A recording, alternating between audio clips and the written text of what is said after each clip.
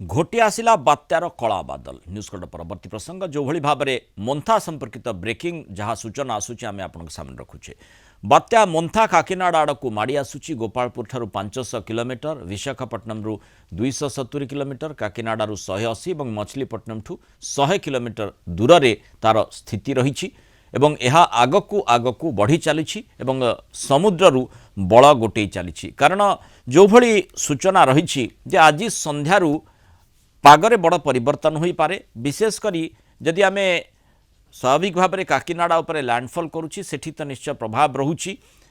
किंतु जमती आम आलोचना करते वरिष्ठ पाणीपाग वैज्ञानिक सहित जे बात्या अन्य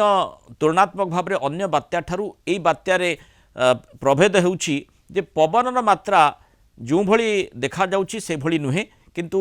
तार प्रभाव किछिटा रही पारे। किंतु मूलतः वर्षार प्रभाव ओडिशा परिप्रेक्षी में वर्षार खूब गुरुत्व रही जो भली अधिक समय यह ओडिशा चारिपाखे एवं ओडिशार प्राय सबु जिला को प्रभावित कला भली बुलिब। तेणु तार इम्पैक्ट तार प्रभाव वर्षा दृष्टिकोण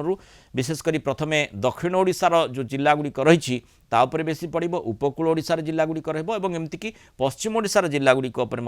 रहिबो जेतेबेले यह माने रिकर्व बा टिके सामान्य टर्न करुछि।